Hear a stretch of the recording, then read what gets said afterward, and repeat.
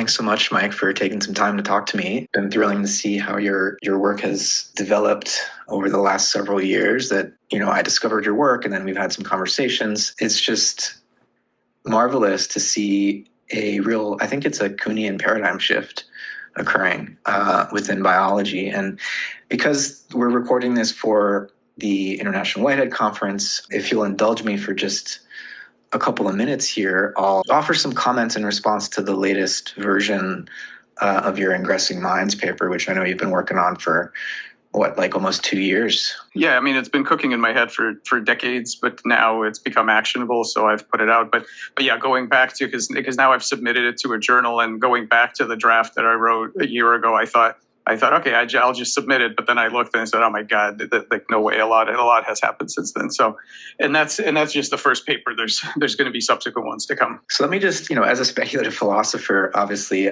what's of most interest to me is sort of the last few paragraphs where you lay out your conclusions and speculate a little bit about the bigger picture might be here. And so I want to begin where you end, because I think process philosophy has some candidate responses to a lot of the questions that you raise, and I'd love to be able to talk through that with you. One of the things you ask is, whether this Platonic space is discrete or continuous.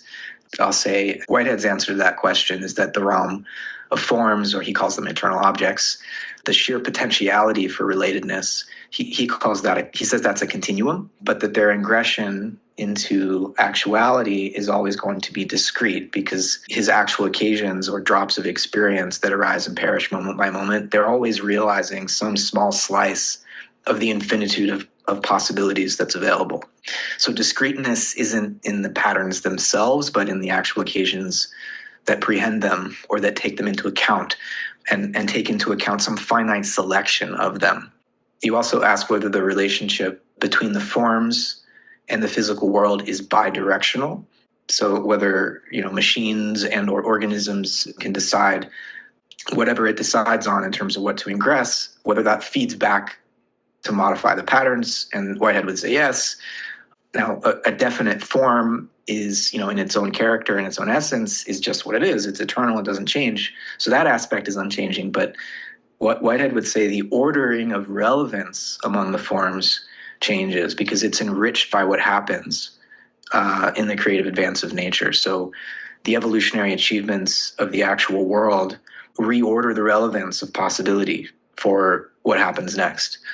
And so in Whitehead's terms, he says, the passage of time casts the shadow of truth back upon eternity, thereby enriching it. So there is feedback, but Whitehead would say it lives in the changing of the valuations or the relevance of the forms, not changing the forms in and of themselves. They're eternal, they don't change, but their relevance to the actual historic universe changes. And then, one of the most fascinating convergences, I think, in your thought, which I know is arising totally independently, or almost entirely independently of, Whitehead, is you refer to this positive pressure. The patterns in your phrase are under this positive pressure, and I love how you put it, they're driven to haunt matter as much as matter calls to the patterns that are animating it. And so you mentioned Leibniz in this context, and his idea of a universal mind within which we would be sort of like the thoughts. Leibniz has this idea of striving possibles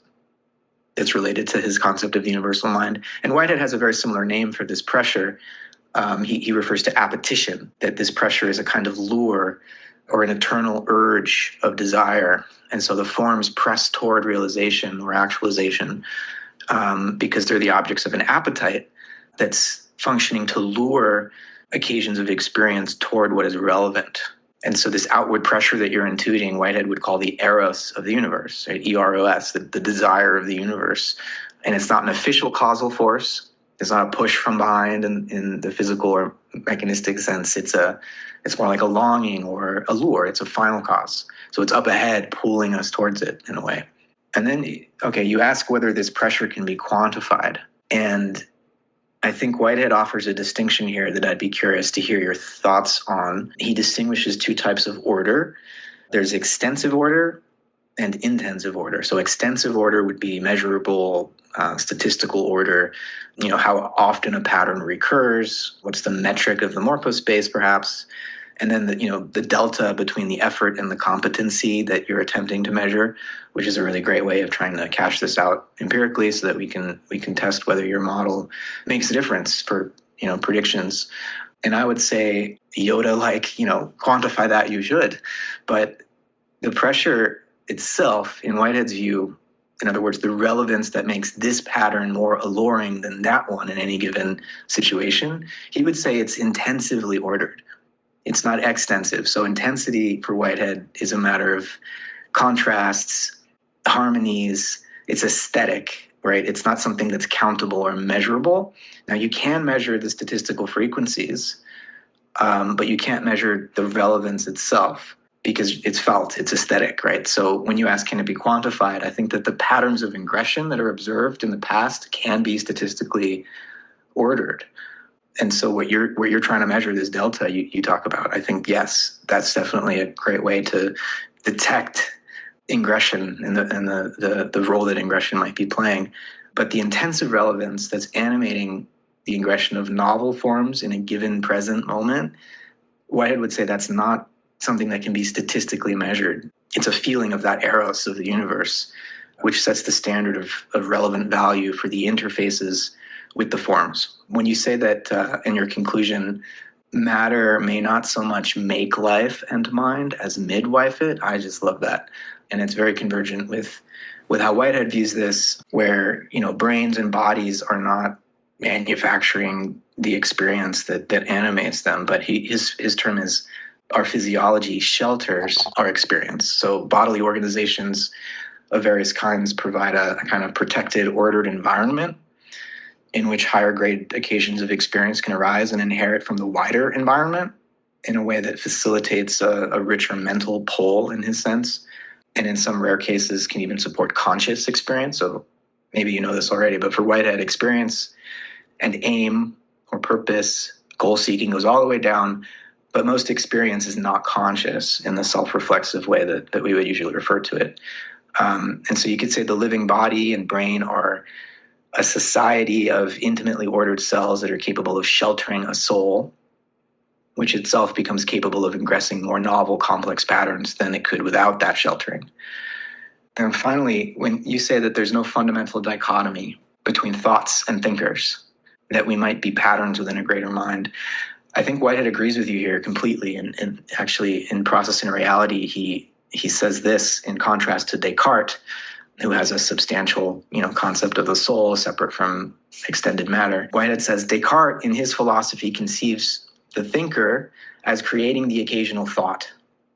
The philosophy of organism inverts the order. That's what Whitehead calls his philosophy of organism. It inverts the order and conceives the thought as the constituent operation in the creation of the occasional thinker. So the thinker is the final end whereby there is the thought. And so I think, you're right that there's no dichotomy here between thoughts and thinkers. Unlike Descartes, for whom the relation between a thinker and a thought was the same as that between an unchanging substance, the thinker, and an accidental property, the thoughts that it happens to have. Whitehead's viewing this in a process relational way, but this is one of the issues I want to get into with you. It's about the locus of agency here. So for Whitehead, the thought or the pattern, the form as it is felt or prehended in his terms, is, he says, a constituent in the creation of the thinker. And the thinker, or the occasion of experience, is the final end whereby there is the thought. So for Whitehead, the prehended pattern is not the agent using the prehender or the experience as a scratch pad. It's the pattern. The pattern is itself a constituent in the self-creation of an experient.